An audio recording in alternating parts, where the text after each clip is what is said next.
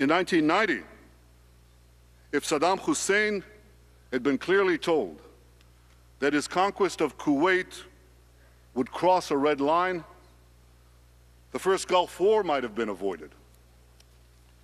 Clear red lines have also worked with Iran. Earlier this year, Iran threatened to close the Straits of Hormuz.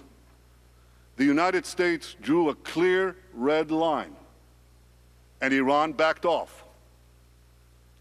Now, red lines could be drawn in different parts of Iran's nuclear weapons program. But to be credible, a red line must be drawn first and foremost in one vital part of their program, on Iran's efforts to enrich uranium. Now, let me explain why. Basically, any bomb consists of explosive material and a mechanism to ignite it. The simplest example is gunpowder in a fuse. That is, you light the fuse and you set off the gunpowder. In the case of Iran's plans to build a nuclear weapon, the gunpowder is enriched uranium. The fuse is a nuclear detonator. For Iran, amassing enough enriched uranium is far more difficult than producing the nuclear fuse. For a country like Iran, it takes many, many years to enrich uranium for a bomb. That requires thousands of centrifuges spinning in tandem in big, very big industrial plants. Those Iranian plants are visible, and they're still vulnerable. In contrast, Iran could produce the nuclear detonator, the fuse, in a lot less time, maybe under a year, maybe only a few months.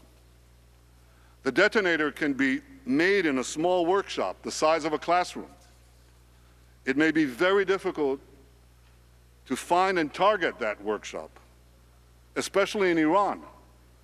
That's a country that's bigger than France, Germany, Italy, and Britain combined.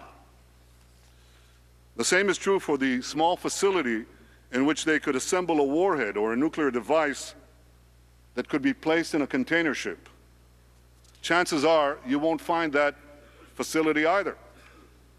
So in fact, the only way that you can credibly prevent Iran from developing a nuclear weapon is to prevent Iran from amassing enough enriched uranium for a bomb. So how much enriched uranium do you need for a bomb? And how close is Iran to getting it? Well, let me show you. Brought a diagram for you. Here's the diagram. This is a bomb. This is a fuse. In the case of Iran's nuclear plans to build a bomb, this bomb has to be filled with enough enriched uranium. And Iran has to go through 3 stages. The first stage, they have to enrich enough low-enriched uranium. The second stage, they have to enrich enough medium-enriched uranium. And the third stage and final stage, they have to enrich enough high-enriched uranium for the first bomb. Where's Iran? Iran's completed the first stage. Took them many years, but they completed it, and they're 70% of the way there. Now they're well into the second stage. And by next spring, at most, by next summer, at current enrichment rates, they will have finished the medium enrichment and move on to the final stage. From there, it's only a few months, possibly a few weeks, before they get enough enriched uranium for the first bomb. Ladies and gentlemen, what I've told you now is not based on secret information. It's not based on military intelligence. It's based on the public reports of the International Atomic Energy Agency. Anybody could read them. They're online. So if these are the facts, and they are, where should a red line be drawn? A red line should be drawn right here.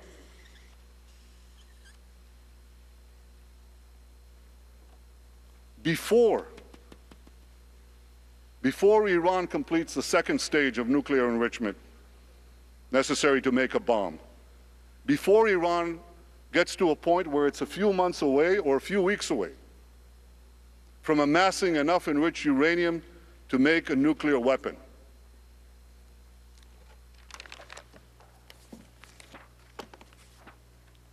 Now, each day, that point is getting closer. And that's why I speak today with such a sense of urgency. And that's why everyone should have a sense of urgency. Now, there are some who claim that even if Iran completes the enrichment process, even if it crosses that red line that I just drew, our intelligence agencies will know when and where Iran will make the fuse, assemble the bomb, and prepare the warhead. Look, no one appreciates our intelligence agencies more than the Prime Minister of Israel. All these leading intelligence agencies are superb, including ours. They foiled many attacks. They've saved many lives. But they are not foolproof. For over 2 years, our intelligence agencies didn't know that Iran was building a huge nuclear enrichment plant under a mountain.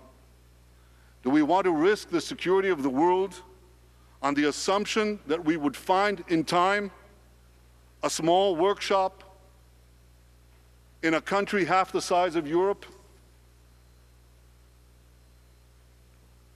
Ladies and gentlemen, the relevant question is not when Iran will get the bomb. The relevant question is, at what stage can we no longer stop Iran from getting the bomb? The red line must be drawn on Iran's nuclear enrichment program, because these enrichment facilities are the only nuclear installations that we can definitely see and credibly target. And I believe that faced with a clear red line, Iran will back down. And this will give more time for sanctions and diplomacy to convince Iran to dismantle its nuclear weapons program altogether. 2 days ago from this podium, President Obama reiterated that the threat of a nuclear-armed Iran cannot be contained. I very much appreciate the President's position, as does everyone in my country. We share the goal of stopping Iran's nuclear weapons program. This goal unites the people of Israel. It unites Americans, Democrats and Republicans alike, and it is shared by important leaders throughout the world. What I have said today will help ensure that this common goal is achieved. Israel is in discussions with the United States over this issue, and I am confident that we can chart a path forward together.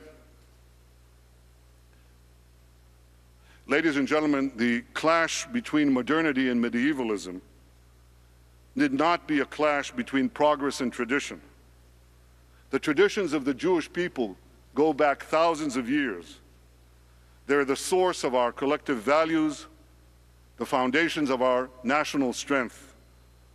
At the same time, the Jewish people have always looked towards the future. Throughout history, we've been at the forefront of efforts to expand liberty, promote equality, and advance human rights. We champion these principles not despite of our traditions, but because of them. We heed the words of the Jewish prophets Isaiah, Amos, and Jeremiah to treat all with dignity and compassion, to pursue justice and cherish life, and to pray and strive for peace.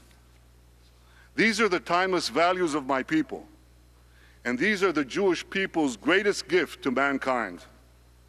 Let us commit ourselves today to defend these values so that we can defend our freedoms and protect our common civilization. Thank you.